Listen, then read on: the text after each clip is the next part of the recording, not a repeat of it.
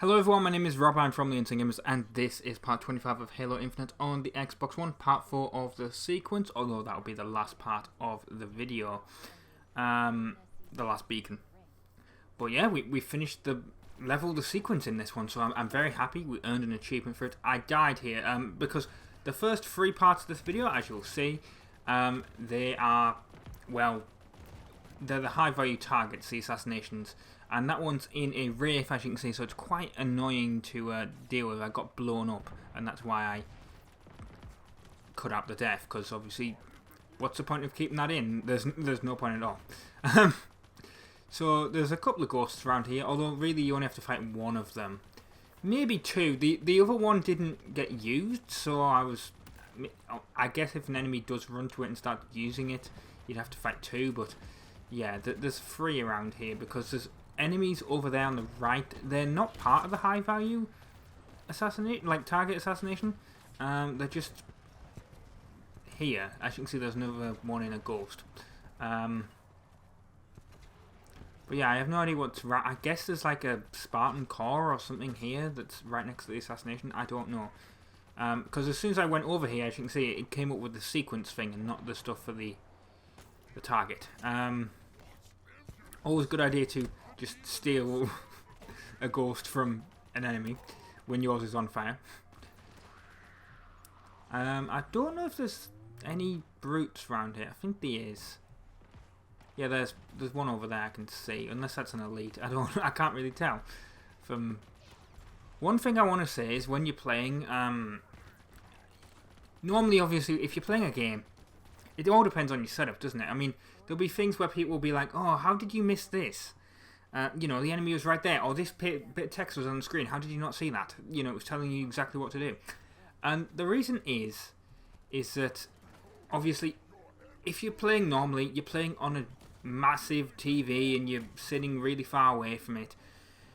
And when you record, I mean, I could record like that theoretically, but it would involve having to put the microphone in a different place and, you know, all that. Like, I could sit far away from the screen, but that's not my setup. My setup is I'm sat in front of a keyboard with 2 monitors, one, and I'm looking at like the monitor with game on, and then the monitor with the capture software on to make sure it's all capturing correctly. And obviously when I do the live commentaries, I'm also monitoring the audio for that. So you think, I mean, this is only a 28-inch screen that I used for the gameplay, but you think of how big that is, and you're like literally sat right in front of it. It basically fills my entire vision. And also the microphone is blocking part of the screen, like the bottom left hand side. About the size of the minimap. Like, I cannot see the minimap sometimes. I have to like look over it. Not a problem with Halo because I don't do the commentary live there, but yeah, it can be an issue. Anyway, we did that high value target. This is, like I said, there's 3 of them that we're dealing with this one.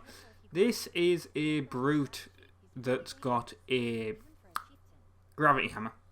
That last one obviously was the elite that was on that was in a Wraith. So I guess the tip for that one is run away from the Wraith, see if you can sneak up on it and melee it in the back, because that seemed to work. I don't know what was happening here. This is why I was getting into this conversation. Obviously I was being electrocuted, but I was not seeing from where. I just kept getting electrocuted. I guess there's a number of enemies with the like things that like electrocute you. Unless it's I don't think it's the gravity hammer, but it could be. But yeah, actually, now that I think about it, it might have been. But when I was playing, I was like, where the hell is this happening? And I couldn't see. I think it's also that sniper over there. Yeah, I definitely think that sniper over there has something to do with it. I just couldn't see them it looks so easy when you're looking at the footage here, especially when I'm doing an editing, because it's not full screen. Obviously, it's only a little preview window, and I can see all of it at once. And it's like, oh, how did I miss that? But when you're playing, it's kind of difficult to see sometimes. And my ghost is going to blow up at some point, but luckily did not like it. I was able to kill him, not with the ghost, but you know, just shooting him. And I was actually surprised. I was fully expecting to die at this point. I was like, I'm gonna die here, and I'm gonna have to do this all over again. But no, did it first time, which was actually shocking. So the free, well, if you count that, because I didn't actually attack the Wraith in the first attempt. If you count the, like, in all three of these, I technically did I killed the target the first time. Which hasn't always happened. A few times I've gone to attack the target, killed him, and then one of the crew members has managed to kill me. I was very lucky here that that sticky grenade didn't kill me. But yeah, they're all dead now. So, no more Chieftain and no more guy with a gravity hammer that's going to kill UNSC members. And we've got one left. Which is a very difficult one to get to. Well, it's not difficult, but you might be confused if you look at it on the map. I had to go to a base. I mean, I suppose you could steal a Banshee if you can find one. But I went to a base and called in a Wasp because it's up there. And the only way to get up there, to me, it seemed like, was to fly up there. So, yep, we didn't have good luck with the Wasp last time. But we had a decent... Well, I didn't fly it much, but yeah. I was alright with it this time. I didn't like immediately get shot out the sky, as has previously happened. But as you can see, there's a phantom over there. Didn't actually attack me, I don't think. I don't think it attacked me. I think it just flew around. I mean, you would think it would have, but then again, they can't even see me here, so I don't know how they missed that. Just blow up the shade turret, so it can't attack me. And then there's a Banshee there. I would not recommend doing what I did here, which was I stole the Banshee. Because that I was expecting that there'd be more Banshees up here. Like, oh, you know, it'll spawn a couple so you can easily get off here. Nope, there's only this one Banshee. Now, luckily I didn't kill myself on it, like make it blow up. But yeah, I was very, very lucky here. I got it stuck. I got it stuck a couple of times. I kept flying into here. I mean, I got it out straight away here and just flew it around.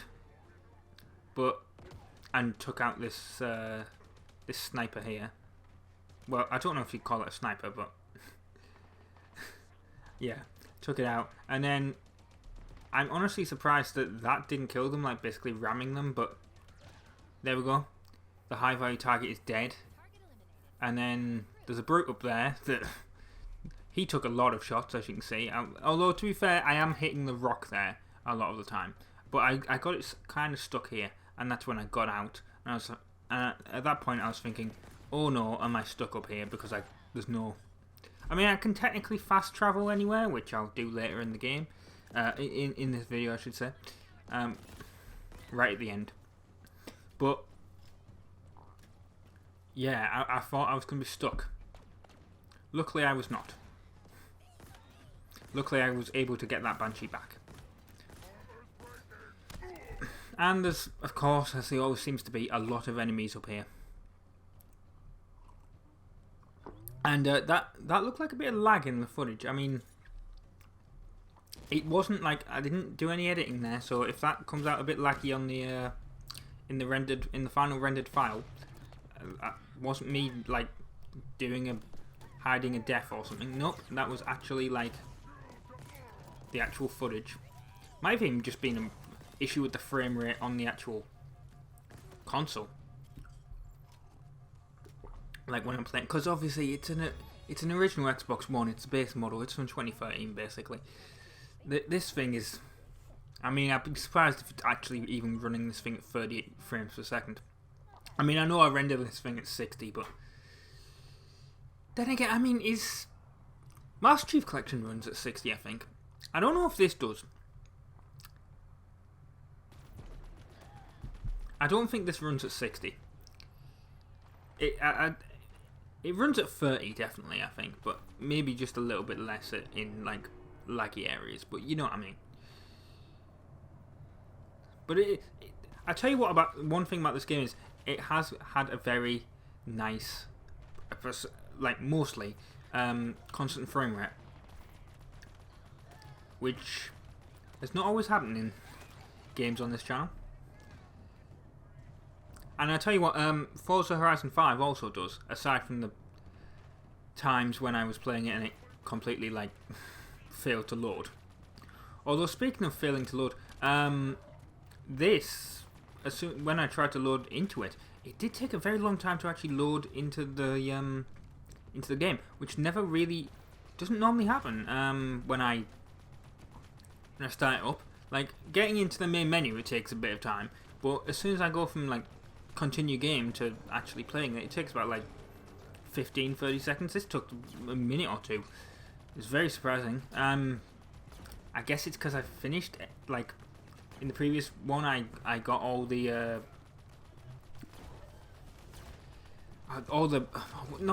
well, in this one I got all the high value targets, so that's something else, I guess.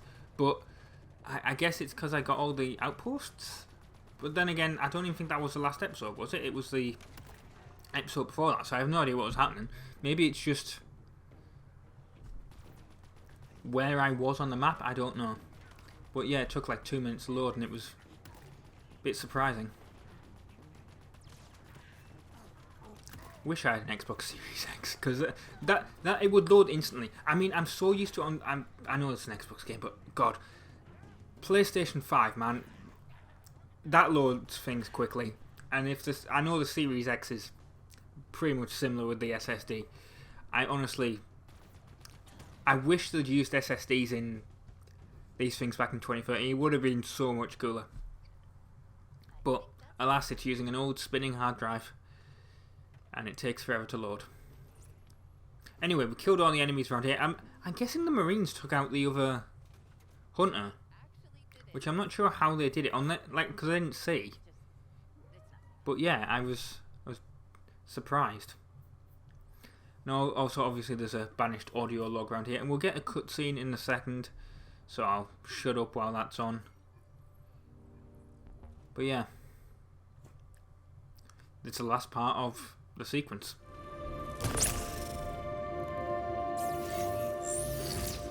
Last one.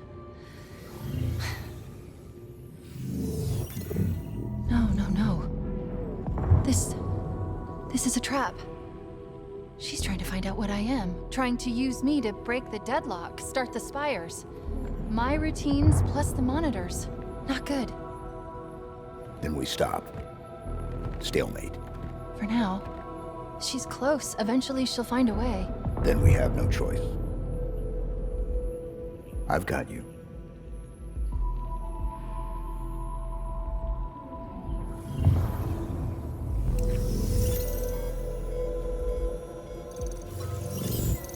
Red flag.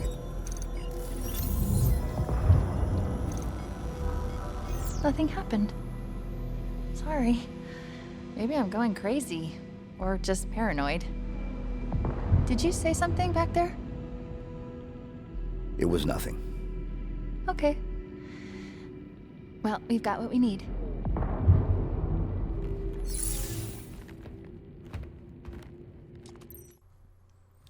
So yeah, I've been Rob, I've been from the Insane Gamers, and that's the achievement, light the way for completing the sequence. Yeah, so thank you very much for watching. This has been part 25 of Halo Infinite, part 4 of the sequence, and stay tuned for the next part, because from now on, no more free roam stuff. As soon as I go back to the Spire and open it. So, ta-ra, that's what I was on about with the fast travel.